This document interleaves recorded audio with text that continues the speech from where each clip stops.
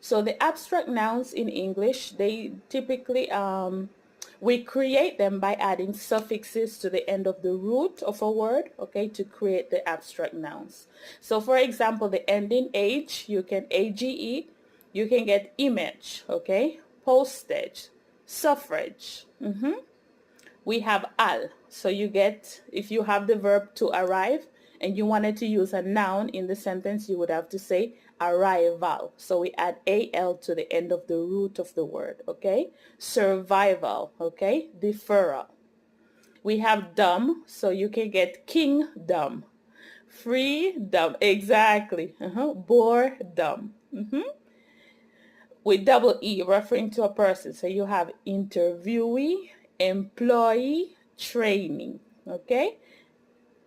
Yeah, an employee. Ah, every day you say. The uses of the prepositions are to for location. So when you want to know where something is, you have to use a preposition as well. So he is in Canada, okay? For time, he went to the party at 12 o'clock. So that at, okay, is a preposition. We also use it for direction. So turn right on Savannah Street. So on is a preposition. And also for position, the cat is in the basket, or the cat is on the table. Those little words that are kind of confusing sometimes, they're prepositions, okay? Very good. Utilisez le relative pronouns pour donner plusieurs renseignements, okay, dans la phrase. Okay? The book that is on the table. That is a relative pronoun, okay? C'est le livre qui is sur la table. So, le livre, like qui, so that is on the table. Okay? What is also for something. Which, you can use it to describe something. Who is for a person. Whom is for a person also. What's the difference between who et whom? C'est quoi la différence? Who, c'est comme qui, ok, quand on parle d'une personne. Whom, c'est la même chose. Mais, pour nous en anglais, la différence avec who et whom, c'est avant whom, on peut utiliser to. To whom, c'est comme à qui, ok, or for whom. Pour qui. I'm not sure if in French it's the same. C'est la même chose en français, mais en anglais, on peut utiliser to, for, ok? Ce sont des prepositions.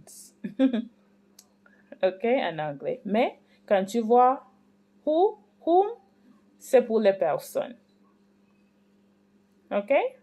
What's the main difference between the past simple tense and the present perfect tense?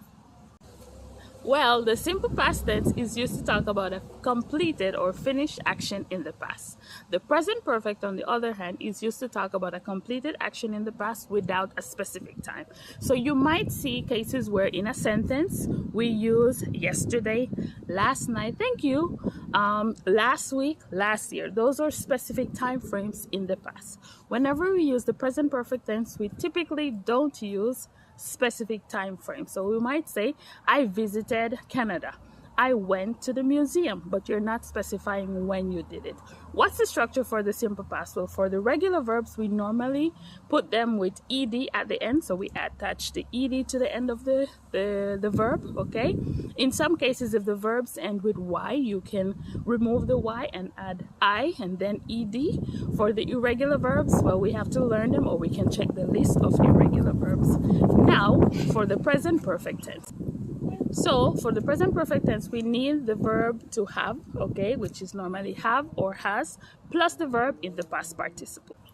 The verbs in the past participle normally function similar to the past tense, okay? So we normally add ed to the end of the verb, or for the irregular verbs, we have to check the list. So irregular verbs are like to eat. So we know that the past participle is eaten. So awesome. Whenever you want to talk about completed actions in the past, you have two options. You can use the simple past tense, but you have to use a specific time frame, or you can use the present perfect tense without specifying a time. Perfect. I'll see you on the next video. Bye. Perfect tense.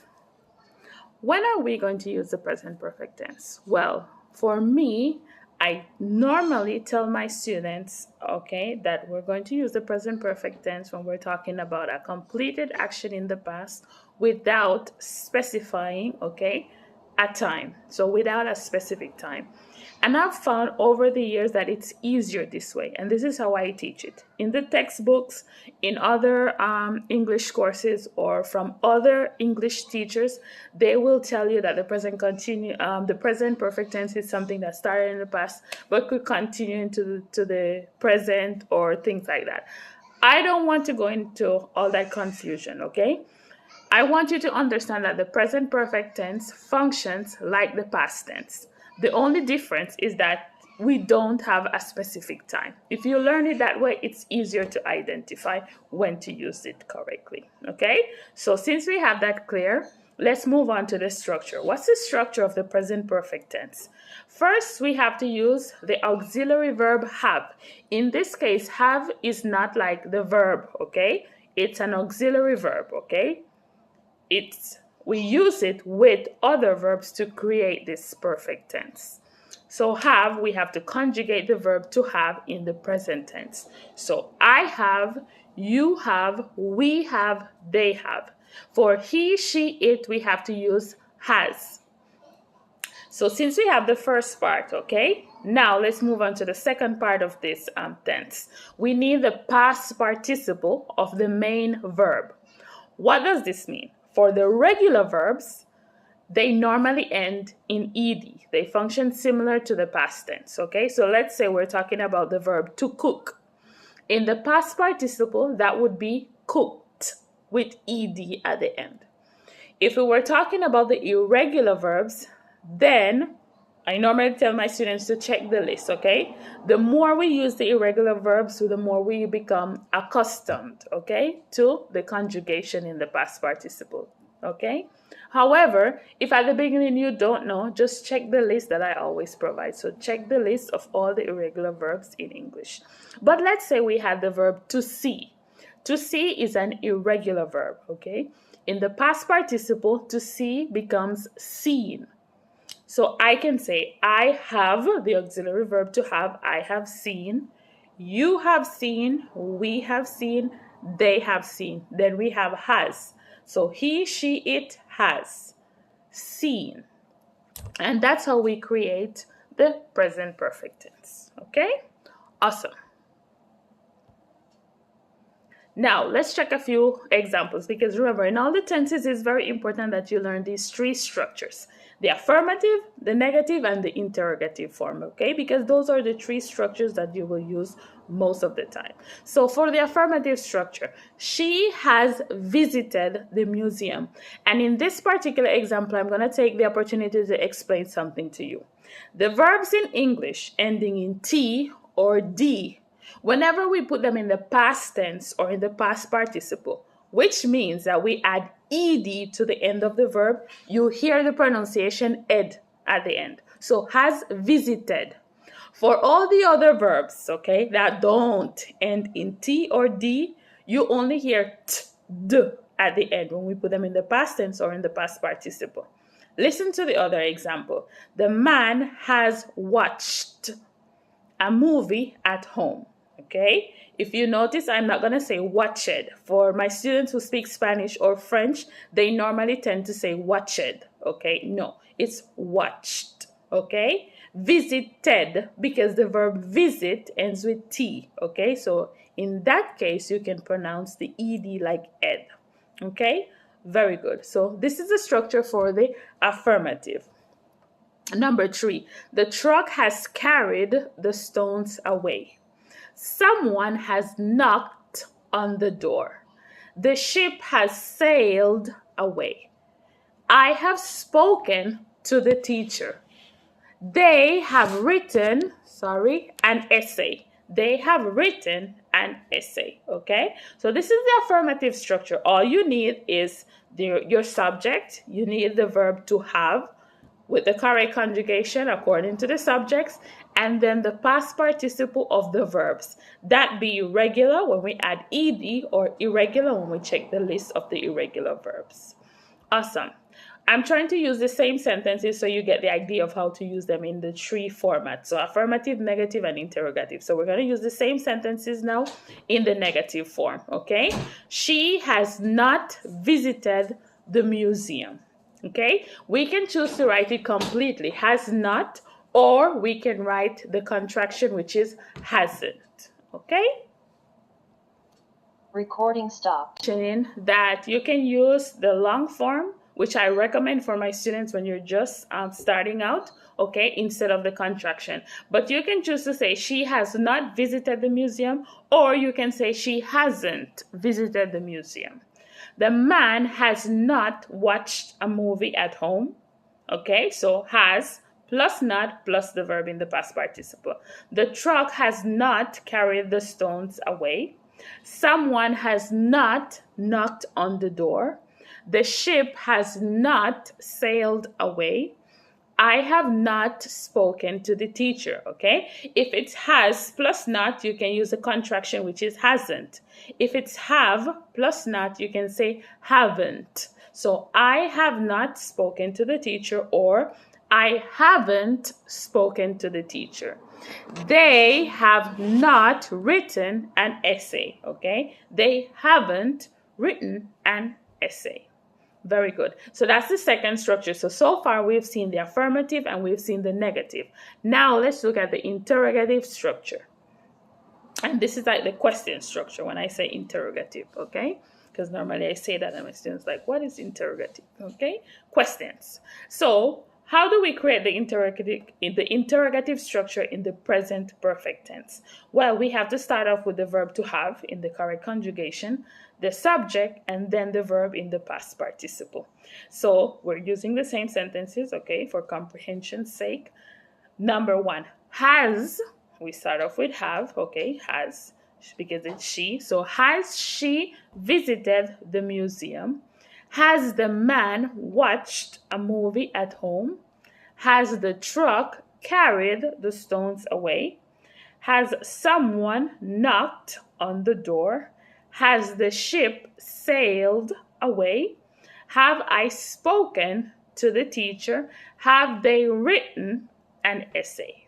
Okay? And those are the three structures that we have to learn in English.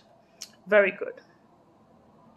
Now, there are some key words that help us to identify when we use the present perfect tense in English. Those words are for, since, already, and yet. What's the difference? We're going to use for when we're talking about the duration of something, so the time. I have lived here for 5 years, okay? For the time, okay? You have to put the duration of the time. So you can say like in months, in years, in hours, etc. Since is from a specific time. I have lived here since 2009, okay? When we use already, okay, this is only for affirmative sentences, so, and it means something that you did already, it's finished, okay? So I have already done my homework. Already we can use to put it in between the auxiliary verb to have and the past participle, or we can push it to the end of the sentence. So you can say, I have done my homework already, okay? So one more time.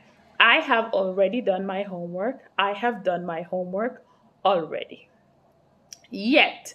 Yet is normally for negative and interrogative. So when you're asking a question and when you're answering in the negative form, you can use yet, okay? Let me just turn this over to see, okay? Yes, so I have not yet done my homework. I haven't done my homework yet. Okay, so those are the cases when we're going to use these words in the present perfect tense in English. There are two other words that we have to learn, which are ever and never. Ever we're going to use when we're asking a question, and never when we're answering in the negative form. For example, with ever, have you ever seen a whale? Have you ever seen a whale? So ever, okay, for questions. Now with never, I have never seen a whale. I have never seen a whale.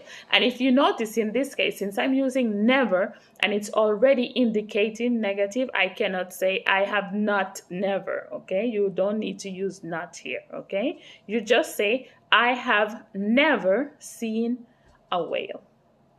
Perfect, okay? That would be all for the present perfect tense in English. I hope it was clear and you understood everything and you're able to do the exercise, okay? So we will move on with the next part of the course. The verb to be is in the present tense. So the conjugations are is, for he, she, it is, are. Are. Exactly. So in this case, you are hungry, aren't you? So if you notice, the first part is affirmative and then the tag question is negative. She is happy. This is affirmative, so the tag question has to be negative. Isn't she? This one is irregular. So even though I'm using first person and the conjugation is am, so I am healthy, I'm making affirmative statement, I have to say aren't I. I cannot say am I not. No, I have to say aren't I. So it's irregular, okay? Remember that. I is always going to be are, aren't I? If I were using the verb to be in the past tense, you were hungry, weren't you? She was happy, wasn't she? I was healthy, weren't I? We still have to use the irregular form, okay, for I.